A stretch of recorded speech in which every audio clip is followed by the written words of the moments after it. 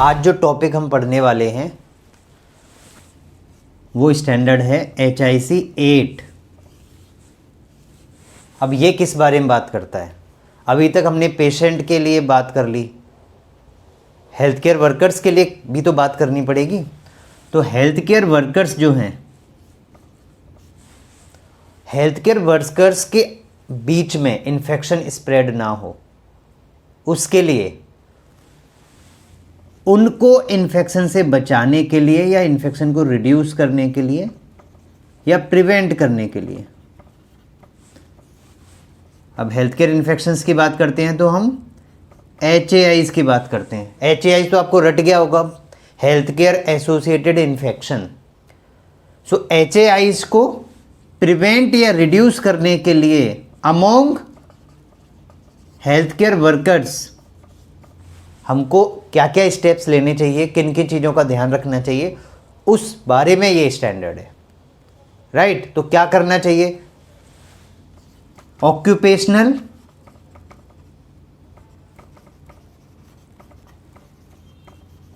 Health and safety practices हमको follow करना चाहिए।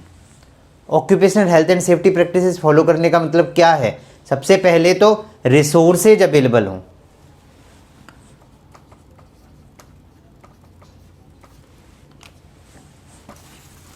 तो हम हेल्थ केयर वर्कर्स की सेफ्टी के लिए सबसे पहले क्या करेंगे? रिसोर्सेज अवेलेबल कराएंगे।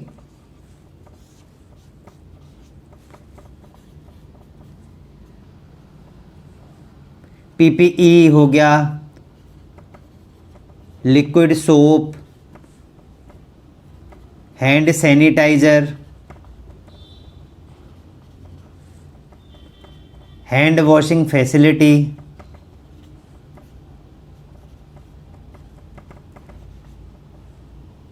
इन द पेशेंट केयर एरिया, ये सब क्या आते हैं? रिसोर्सेज में आते हैं। इसके अलावा स्टैंडर्ड प्रिकॉशन स्टाफ को फॉलो करने होंगे और स्टाफ को हैंड हाइजीन प्रोटोकॉल फॉलो करने होंगे और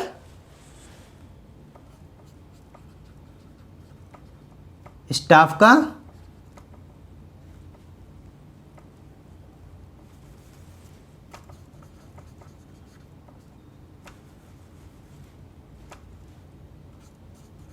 प्री एम्प्लॉयमेंट हेल्थ चेकअप भी हमें करना होगा। सो बेसिकली HIC 8 स्टैंडर्ड में बाकी स्टैंडर्ड या बाकी ऑब्जेक्टिव एलिमेंट का भी रेफरेंस दिया गया है। जैसे PPE की बात मैंने पहले ही आपकी की थी। ये कौन सा ऑब्जेक्टिव एलिमेंट है? HIC 2C में हमने PPE पढ़ा था बहुत अच्छे से, आपको याद होगा। तो personal protective equipment, liquid soap, hand sanitiser, hand washing facility, जो स्टाफ को चाहिए इन्फेक्शन को प्रिवेंट करने के लिए, वो रिसोर्सेज अवेलेबल कराना। फिर स्टैंडर्ड प्रिकॉशंस की हमने बात की थी रिसेंटली HIC 3A में, और HIC 3B जो ऑब्जेक्टिव एलिमेंट था उसमें हमने हैंड हाइजीन प्रैक्टिसेस की बात की थी।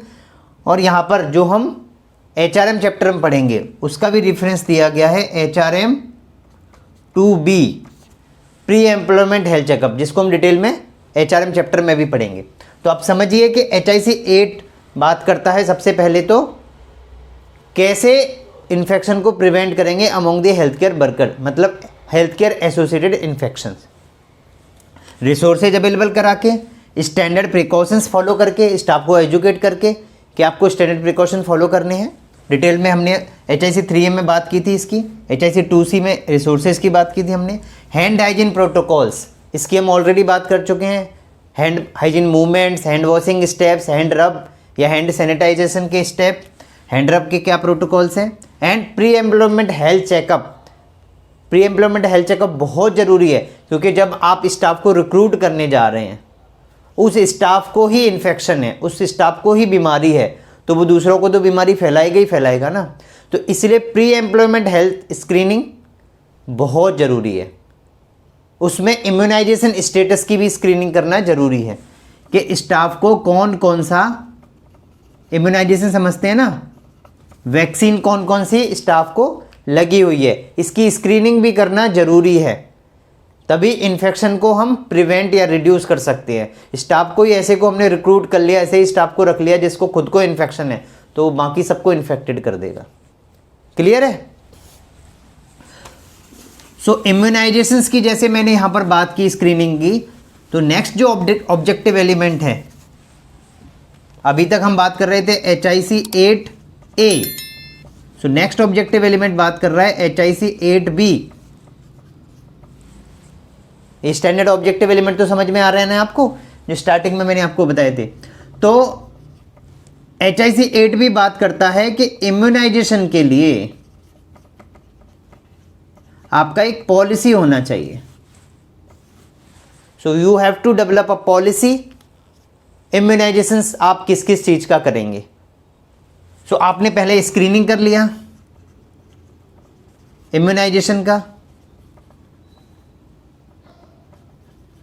और आपकी पॉलिसी में लिखा है कि स्टाफ को ये वैक्सीन दी जाएगी या ये वैक्सीनेटेड होना चाहिए। स्क्रीनिंग में आपको पता लगा कि स्टाफ ऑलरेडी वैक्सीनेटेड है,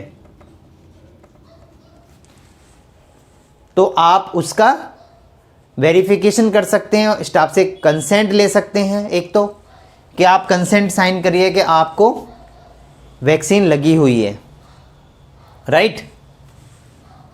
और अगर उसने बताया अपने हेल्थ स्टेटस के मुझे वैक्सीन का याद नहीं है, मुझे लगी है या नहीं लगी है, उस केस में आप स्टाफ को वैक्सीन लगाएंगे, उसको इम्यूनाइज करेंगे। सो वैक्सीन कौन सी लगाएंगे, इम्यूनाइज किस चीज़ के लिए करेंगे? तो मैंडेटरी है, मिनिमम जो एनईबीएस ने बात की है वो बात की है हेपेटाइटिस बी। सो आपको हेपेटाइटिस बी के लिए तो मैंडेटरी वैक्सीन लगाना ही लगाना होगा। इसके अलावा कोई गवर्नमेंट की गाइडलाइंस आती हैं, कुछ नया प्रॉब्लम जनरेट होती है, कोई नई बीमारी आती है, तो उसके हिसाब से भी आपको इम्यूनाइजेशन देना पड़ सकता है। जैसे कोविड आया तो कोविड के लिए क्या गाइडलाइंस थी कि सबको वैक्सीनेशन लगाना चाहिए। हेल्थ केयर वर्कर को सबसे पहले वैक्सीनेशन के लिए प्रमोट किया गया और उनको ही सबसे पहले अवेल कराई गई। क्यों? क्योंकि हेल्थ केयर वर्कर ही इम्यूनाइज्ड होंगे, तभी वो इन्फेक्शन को स्प्रेड होने से बचा सकते हैं और खुद की भी सेफ्टी कर सकते हैं। अगर वो खुद ही सेफ नहीं है तो दूसरों को कैसे बचाएंगे? तो हेल्थ केयर वर्कर्स के लिए ज़्यादा इंपॉर्टेंट हो जाता है वैक्सीनेशन, क्योंकि उन्हीं को पेशेंट्स को मैनेज करना है। वो ही इन्फेक्टेड हैं, वो ही इन्फेक्शन स्प्रेड करने लग जाएंगे, या वो खुद ही सेफ नहीं है। हेल्थ केयर वर्कर ही नहीं बचेंगे तो पेशेंट कहाँ से बचेंगे? तो इसीलिए हेल्थ केयर वर्कर को इम्यूनाइज्ड होना बहुत ज़रूरी होता है। तो जो भी कोई नई डिजीज आती है, कोई बीमारी आती है, उसके अगेंस्ट में, और मिनिमम जो रिक्वायरमेंट है, जैसे हेपेटाइटिस बी का वैक्सीनेशन कराना मैंडेटरी है, वो तो करना ही करना है। कोई स्टाफ, जैसे मैंने बात की थी, कि जो बोलता है कि मैं तो ऑलरेडी इम्यूनाइज्ड हूँ, मुझे वैक्सीन लगी हुई है, लेकिन मुझे नहीं पता कितनी लगी, क्या लगी, आई डोंट रिमेंबर, ठीक से याद भी नहीं है लगी थी नहीं लगी थी, तो आप उस स्टाफ का टाइटर टेस्ट कर सकते हैं। टाइटर टेस्ट से कंफर्म हो जाएगा कि उसका इम्यूनाइजेशन लगी है, उसका प्रभाव है या नहीं है, दोबारा बूस्टर डोज देने की ज़रूरत है, दोबारा वैक्सीनेशन देने की ज़रूरत है। क्लियर है? सो इम्यूनाइजेशन करना ज़रूरी है। अब इम्यूनाइजेशन को हम क्या बोलते हैं?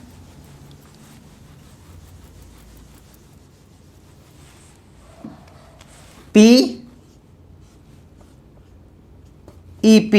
तो एक तो यहां पर PEP समझ लीजिए आप, प्री एक्सपोजर प्रोफिलैक्सिस।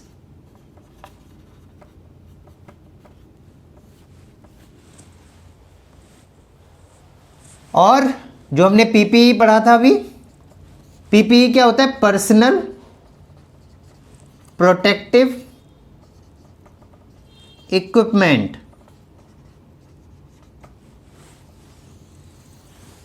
सो PPE और PEP में कंफ्यूज मत होना कभी भी। आपसे कोई पूछे पीपीई क्या है, तो पीपीई क्या है, पर्सनल प्रोटेक्टिव इक्विपमेंट, जो हमने बात की थी क्लास में HIC 2C में। HIC 2C में हमने क्या क्या पढ़ा था कि पर्सनल प्रोटेक्टिव इक्विपमेंट क्या होते हैं, gloves, mask, apron, shoe cover, जो हमें प्रोटेक्ट करें, वो सारे इक्विपमेंट, वो सारे साधन क्या कहलाते हैं, पीपीई कहलाते हैं। और हमें बीमारी से बचाने में कोई दवाई मदद करे, वो क्या कहलाता है, इम्यूनाइजेशन कहलाता है। उसके लिए जो दवाई आती है उसको हम वैक्सीन बोलते हैं। जैसे कोविड की वैक्सीन थी, वो हम लगा रहे थे, उसके डोज थे। अब वैक्सीन में ये भी ध्यान रखना है आपको कि आपको इसको डॉक्यूमेंट करना पड़ेगा। ICN या आपके HR, जो भी आप अपने हॉस्पिटल में रिस्पॉन्सिबल बनाएं, जो डॉक्यूमेंटेशन इसका रखेगा, उसकी रिस्पॉन्सिबिलिटी होगी कि किस स्टाफ को वैक्सीन लगी हुई है, ऑलरेडी वैक्सीनेटेड है, आपने उसका टेस्ट करा लिया, HR की फाइल में रिकॉर्ड लगा दिए, उससे कंसेंट ले लिया, ऑलरेडी इम्यूनाइज्ड है तो, और किस स्टाफ को आपने वैक्सीन लगाना है, तो लगाना है तो उसको कौन सा डोज लग गया है, फर्स्ट डोज कब लगा, नेक्स्ट डोज कब ड्यू है, और बूस्टर डोज कब ड्यू है। इसका पूरा ट्रैकिंग करना होगा, इसका रिकॉर्ड बनाना होगा, ध्यान रखना होगा, कोई डोज छूट ना जाए। स्टाफ तो भूल सकता है, लेकिन किसी रिस्पॉन्सिबल पर्सन को, या तो ICN इस काम को करे या HR करे। जनरली हॉस्पिटल में ICN को ये रिस्पॉन्सिबिलिटी दी जाती है, क्योंकि ICN का रोल क्या है, इन्फेक्शन को कंट्रोल करना। तो इन्फेक्शन कंट्रोल नर्स जो है वो इस चीज़ का ट्रैकिंग बहुत अच्छे से कर सकते हैं कि जो भी स्टाफ आए, जो भी क्लिनिकल स्टाफ है एटलीस्ट, जो कि पेशेंट केयर एरिया में काम करने वाला है, वो स्टाफ आपका वैक्सीनेटेड है या नहीं, ये कंफर्म करना, और उसको कौन कौन सी वैक्सीन लगाने की ज़रूरत है, वैक्सीनेशन का क्या स्टेटस है। मान लीजिए कोई स्टाफ आता है और वो बोलता है कि हाँ मुझे वैक्सीन तो लगी हुई है, लेकिन पहली डोज लगी हुई है, अभी दूसरी डोज नहीं लगी हुई, और मैंने अभी ये डोज 15 दिन पहले ली हुई है, तो ICN को ये रिकॉर्ड में अपडेट करना पड़ेगा कि ओके फर्स्ट डोज लगी हुई है, सेकेंड डोज लगाना है इनको हेपेटाइटिस बी का, या 2 डोज ऑलरेडी लगा के आए हुए हैं, बूस्टर डोज लगाना है।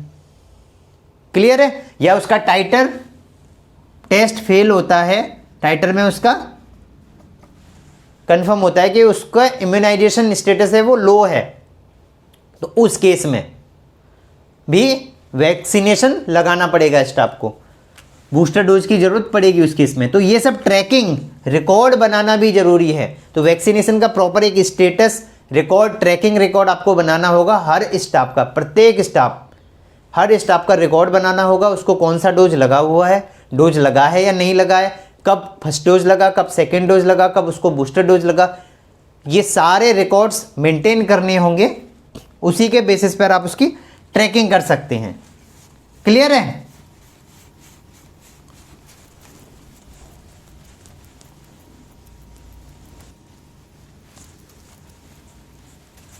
अब आप समझिए कि आपने वैक्सीनेशन, इम्यूनाइजेशन करा दिया स्टाफ को, लेकिन अगर कोई हेल्थ केयर वर्कर को इन्फेक्शन हो जाता है,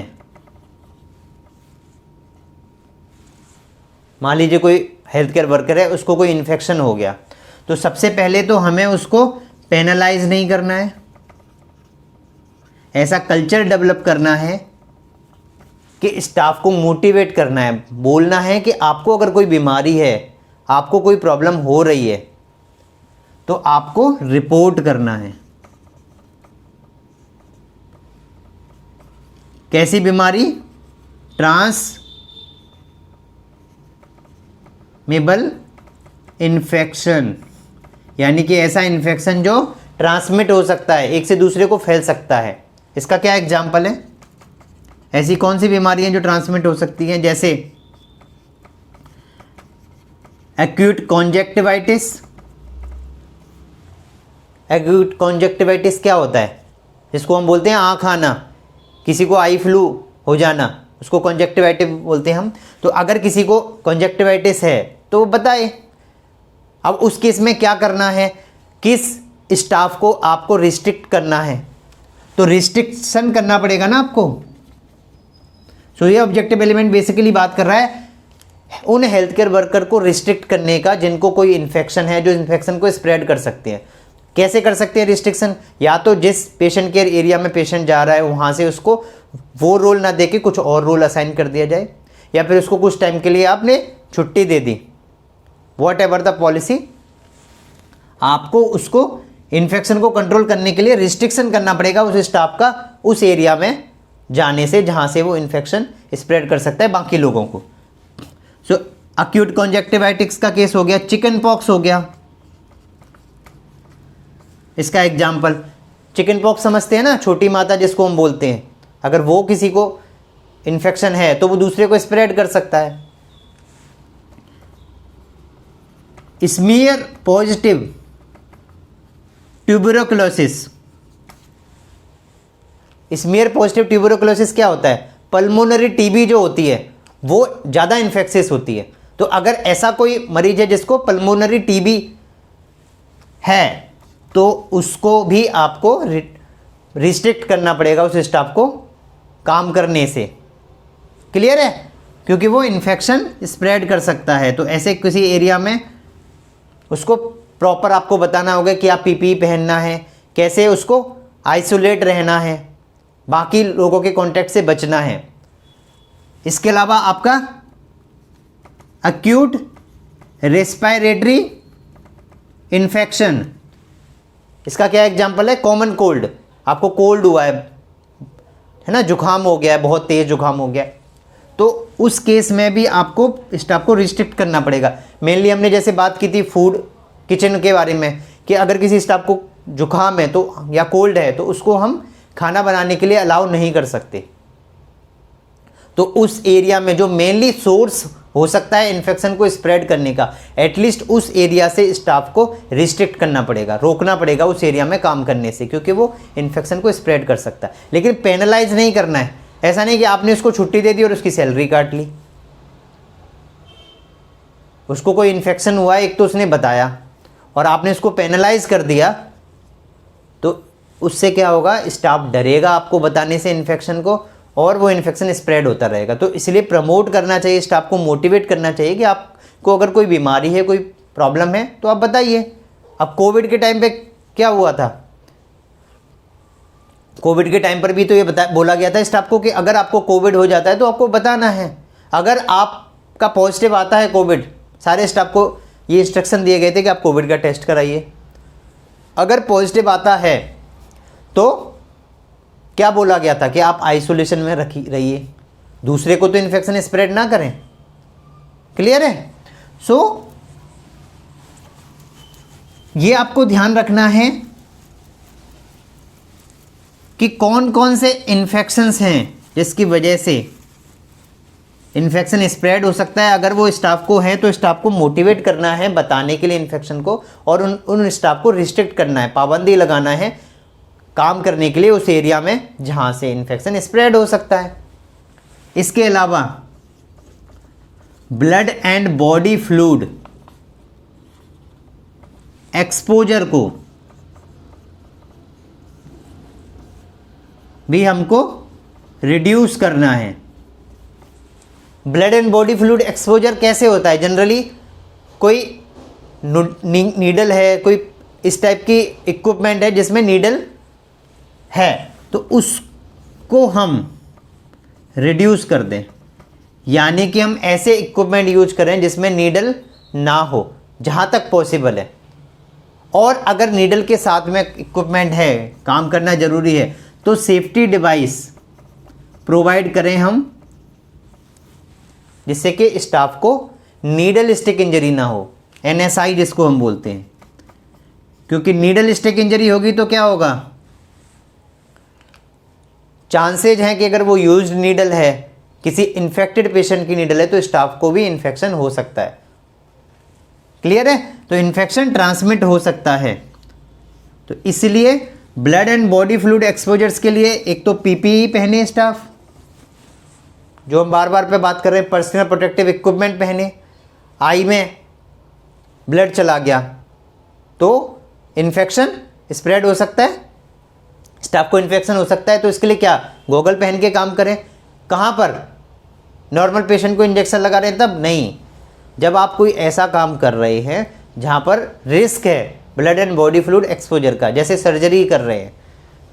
अगर सर्जरी में आपको पता है कि ब्लड आपका एक्सपोजर हो सकता है, blood and body fluid exposure से, कोई ड्रेसिंग कर रहे हैं, उस केस में आप यूज करें गॉगल का।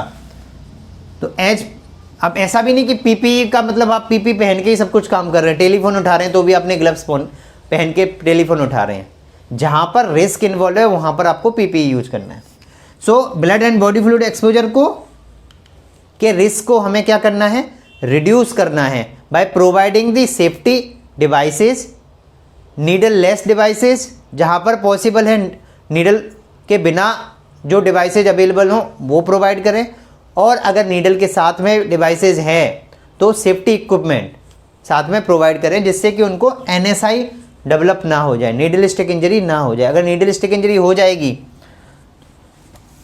तो मैक्सिमम चांसेज हैं कि स्टाफ को इन्फेक्शन हो सकता है। अब हमने बात करी कि अगर इन्फेक्शन स्टाफ को है, जैसे स्टाफ ने बताया कि मेरे को ये बीमारी है, तो आपने उसको रिस्ट्रिक्ट कर दिया। इसके अलावा अगर इन्फेक्शन डेवलप भी होता है स्टाफ को किसी NSI की वजह से, मान लीजिए नीडल स्टिक इंजरी की हमने अभी बात करी, स्टाफ को नीडल प्रिक हो गई, ऐसे पेशेंट की थी जो इन्फेक्टेड था, तो NABH की गाइडलाइन ये भी कहती है कि आपको स्टाफ को PEP, अब यहां पर फिर से आ गया PEP, पोस्ट एक्सपोजर प्रोफिलैक्सिस। सो PEP दोबारा आ गया, इसका मतलब क्या है, PEP के दो मतलब हो सकते हैं। पहला है प्री एक्सपोजर प्रोफिलैक्सिस और दूसरा है पोस्ट एक्सपोजर प्रोफिलैक्सिस। क्लियर है? और PPE तो आपको पता ही है, पर्सनल प्रोटेक्टिव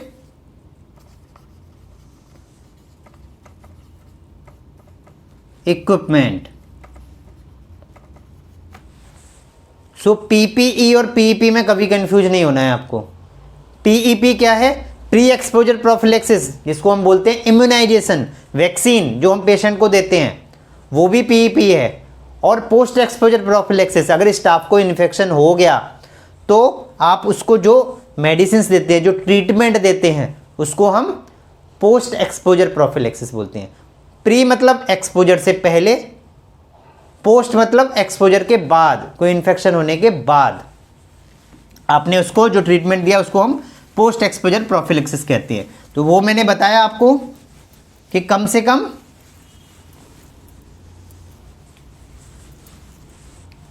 कम आपको HIV, हेपेटाइटिस B,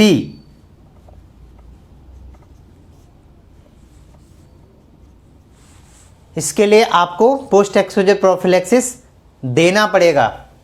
ठीक है?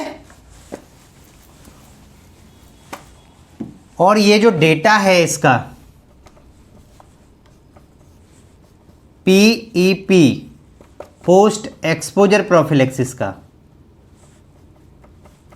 इसको ICN को रिकॉर्ड करना होगा। तो ICN को दो रिकॉर्ड पैरेलली मेंटेन करना होगा। एक तो मेंटेन करना होगा स्टाफ का PEP प्री वाला, यानी कि इम्यूनाइजेशन का स्टेटस, स्टाफ का क्या है, उसको कौन सा वैक्सीन लगा है, कब लगा है, और दूसरा अगर स्टाफ को इन्फेक्शन हो गया तो उसको हमने क्या ट्रीटमेंट दिया, पोस्ट एक्सपोजर प्रोफिलैक्सिस क्या दिया, उसका डेटा मेंटेन करना पड़ेगा। क्या क्या स्टाफ के टेस्ट करवाए ये पता लगाने के लिए कि स्टाफ को इन्फेक्शन हुआ है या नहीं हुआ है, इसका प्रॉपर आप एक डॉक्यूमेंट बनाएंगे, इम्यूनाइजेशन पॉलिसी बनाएंगे, पोस्ट एक्सपोजर प्रोफिलैक्सिस की पॉलिसी बनाएंगे।